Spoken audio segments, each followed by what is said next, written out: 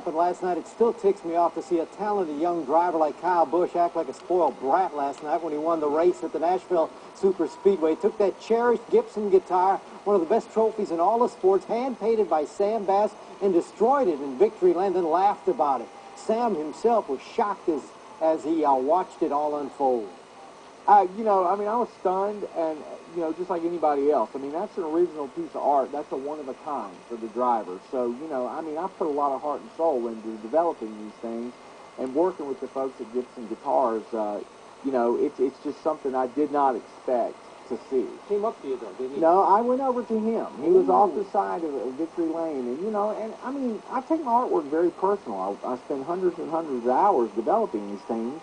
And I wanted to kind of find out, you know, what he was thinking.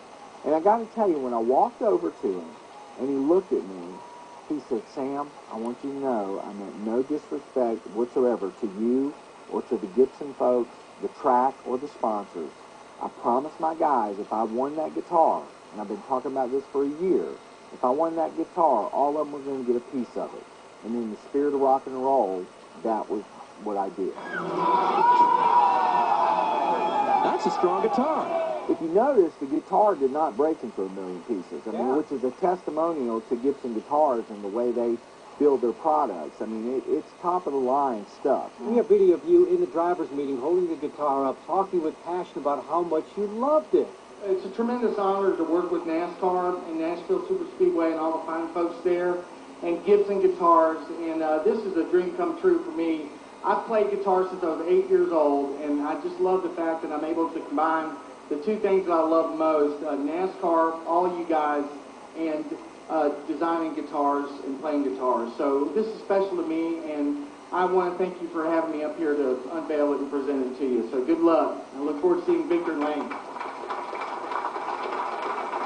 If he'd asked me, hey, you know, is it okay if I do this? I'd probably say, well, you know, couldn't you do something a little bit different, you know, because that is my artwork and that is, you know, very special, and it's one of a kind. It's your 30th guitar. This one, each one is unique. How long, roughly, did it take you to come up with this design and paint this one?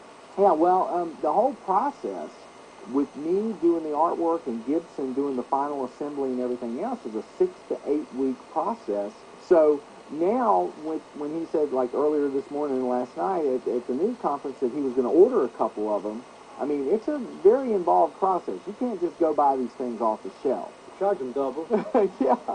Well, he doesn't know what he's going to have to pay for the reproductions, for sure. Bobby Hamilton is going to win the Toyota Tundra 200. Climb out of his truck being congratulated by his son, Bobby Jr.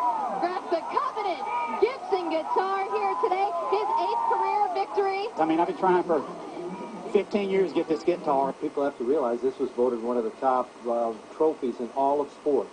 Yes. By Sports Illustrated. Yeah, and that's right up there with the Lombardi Trophy and the Stanley Cup, you know. The And Indy 500 trophy. exactly. But see, here's another thing. I think you've got to look at it from the standpoint of it is a trophy and it is a guitar. You know, I don't see him doing that with the Indy 500 trophy. I don't see him doing it with the, you know, some of the other trophies, the Stanley Cup or whatever. You know, but like I said, I mean, it was very important to me when I walked over to me. He didn't blow me off. He didn't act like it meant nothing to him. He, you know, said to me that he didn't mean to show me any disrespect, and I'm the type of person that's going to take him at his word. If he hadn't said that, I think 2 quick lefts and a right would have worked. Well, it might have been a different night, might have been a whole different story, you know, because, I mean, I got to tell you, I mean, I take my work very personally, and I work hard at it, and, you know, and you don't want to see something that you spent all these hours on just kind of destroyed like that. I mean, I know what his intentions were, but there could have been a lot of different ways he could have done it. Ah, so diplomatic. By the way, consider this, it's a one-of-a-kind craftsmanship piece. Sam, I asked him, you know, what's it worth?